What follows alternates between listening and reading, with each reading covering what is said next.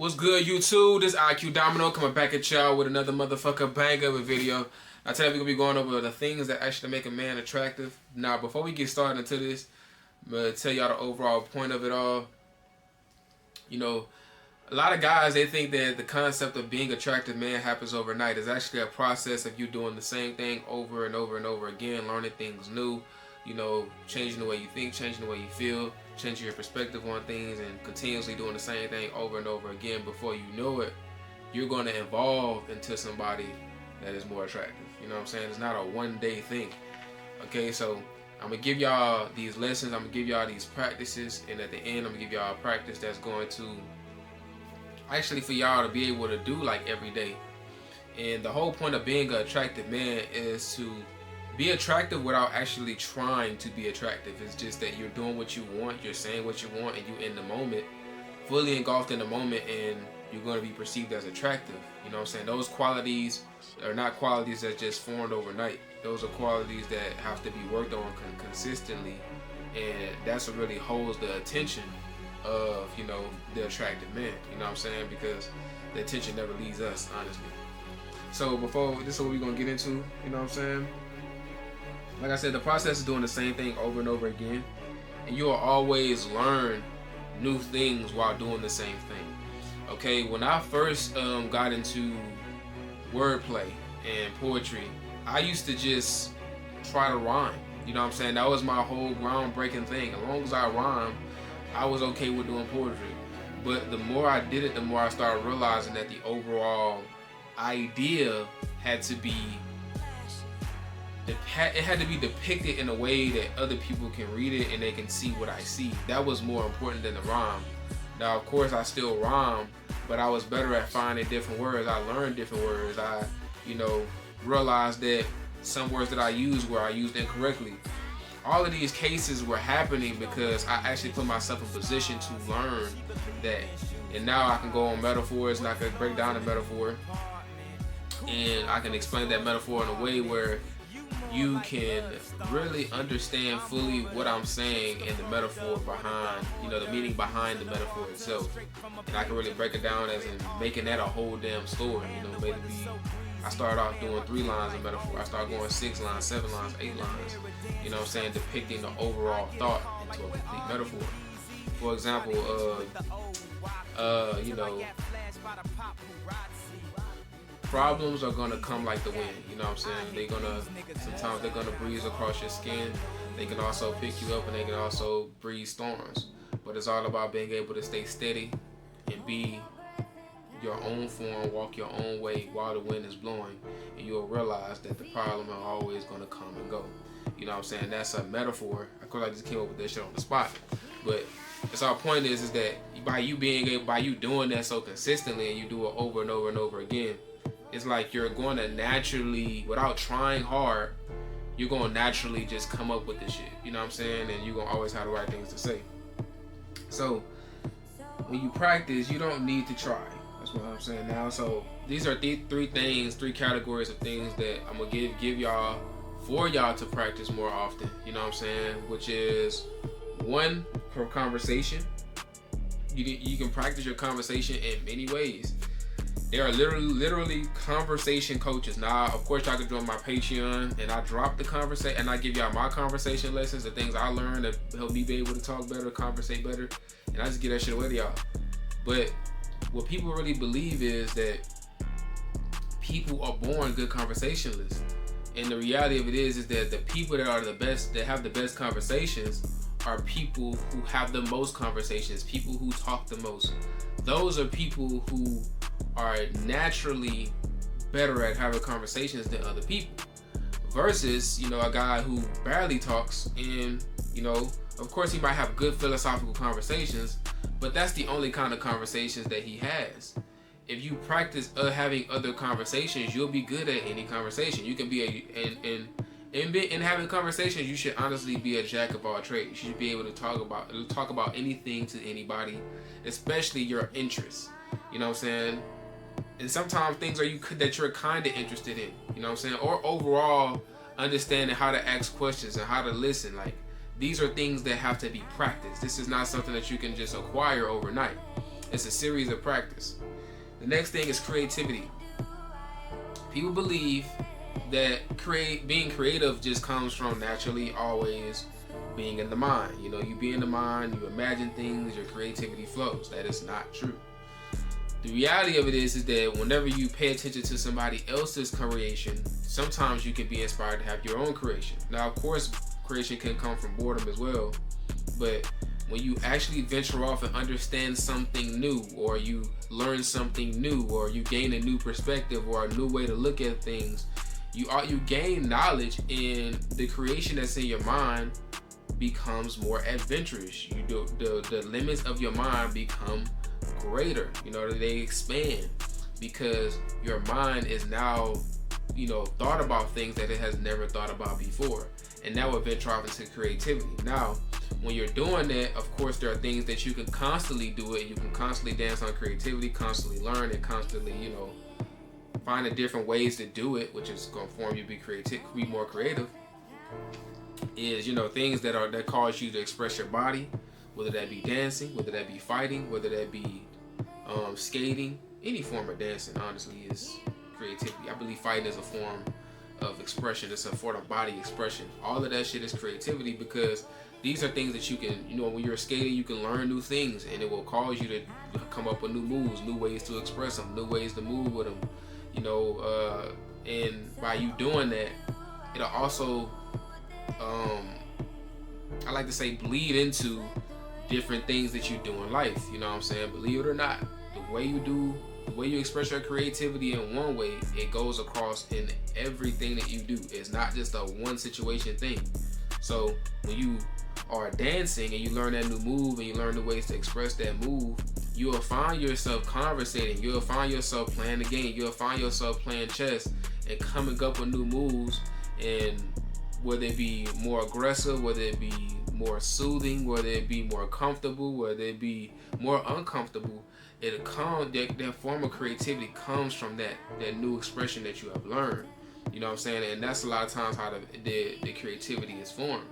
So creativity is not just in the mind. Creativity is in venturing off into new things and doing new things, learning new things. And sometimes it's not always being a situation that's just crazy and it makes you, you know, think a different way. Sometimes you just learn something new and you find something new in it, and you might tap into something that's a little crazy if that's really what you are looking for, because your mind is going to naturally go towards what you naturally want.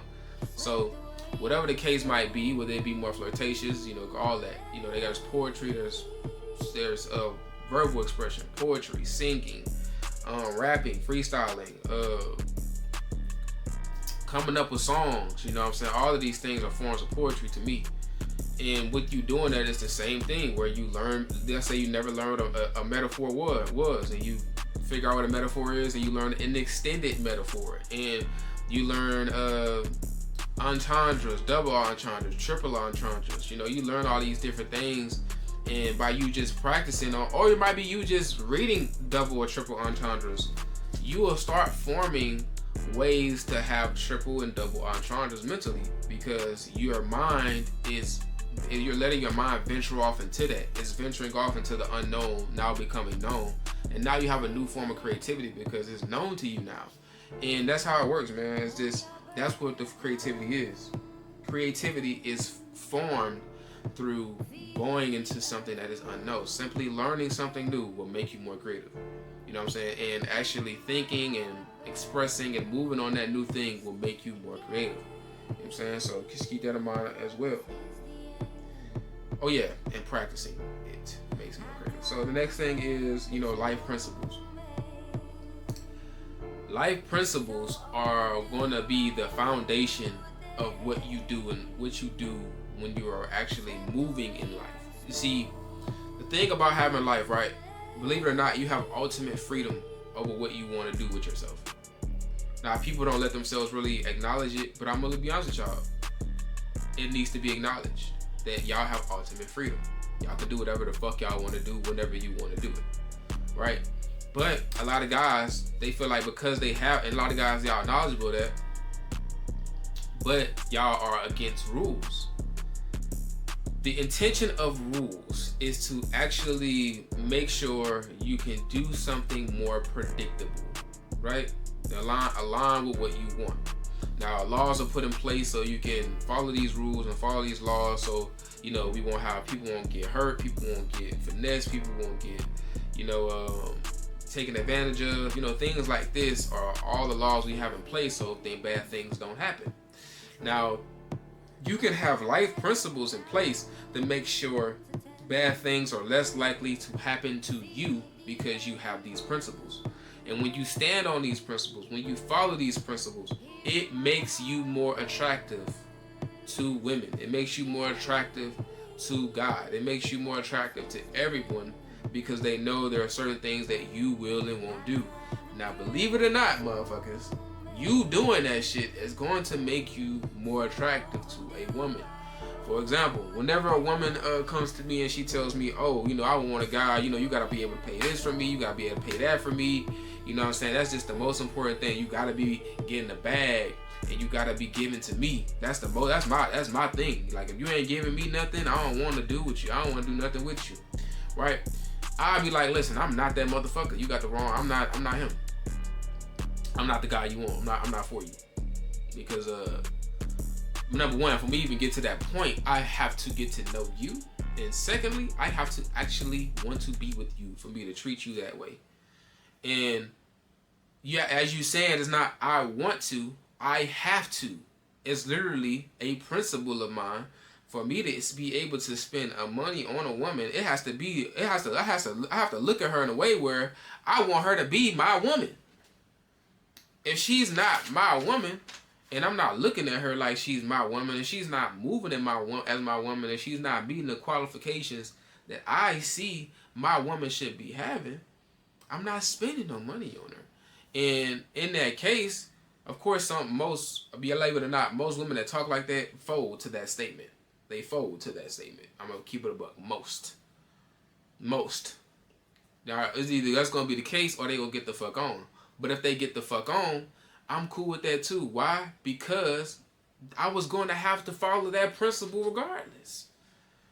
You know what I'm saying? I was going to have to do it regardless. And if I didn't do that principle, I was going to cause myself harm. Why? Because I don't know this woman. I don't know if she has good intentions for me. I don't know if she's going to do good by me. I don't know any of these things about this woman. And I haven't known her long enough for her even to be asking me this kind of shit. You know what I'm saying? So, y'all gotta, especially for her to even feel entitled to it, period, is a bad sign for me.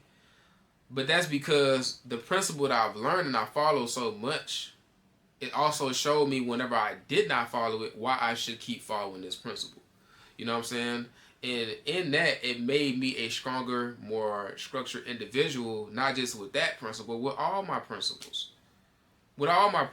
Why? Because it's universal. The way you look at one principle is the same way you look at all principles. If you have to fall 10 times to learn this principle, 9 times out of 10, the next lesson, it should take you 9 times to fall. But if it don't, it's going to take you 10 times at least before you learn it. Now, it's a thing of developing yourself. You know what I'm saying? It's not a one-time thing. All right, so I'm going to give y'all this one practice. And with this one practice, you know what I'm saying, it's going to teach y'all to conversate a lot better. But one practice I'll give away is talking to the camera and answering questions and going back and listening to yourself. Now, I say go on Google, start typing questions and questions I can answer. And whenever you answer those questions, talk to your phone, talk on your phone, talk on your voice memo. You know what I'm saying? Record the way you're talking. And just listen to the way you sound. Listen to the way you listen to the way you express yourself. Listen to how you break things down. You know what I'm saying? And actually find ways to tweak it and do it better. And when you do that, man, you're going to become better at conversation. But it's not a one-time thing.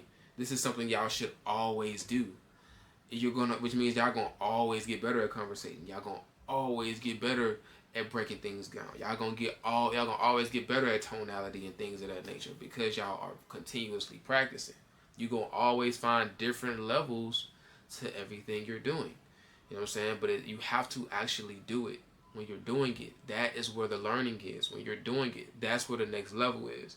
It's in doing the same basic things over and over and over and over again, because you are changing and you are learning new things while doing it over and over again. So even if I look at like, the thing is this: if I look at a piece of scrap metal, I'm gonna look at it like it's just a scrap metal. But if a guy that's a welder, he's gonna look at that metal in a completely different way than I would, because he knows more about metal than I do. He knows how to change metal. I don't. You know what I'm saying? He knows what he can do with that. I don't. I just see a scrap of metal. And it's the same thing that you learning something. Y'all gonna continuously find the levels. Now with that one practice could take you as far as you let it take you. But it could take you very far. That's all I got for y'all, man. Y'all want more advanced, in-depth material, go on to Patreon. I'm gonna see y'all when I see y'all, man. Get this video to 50 likes, man. Peace.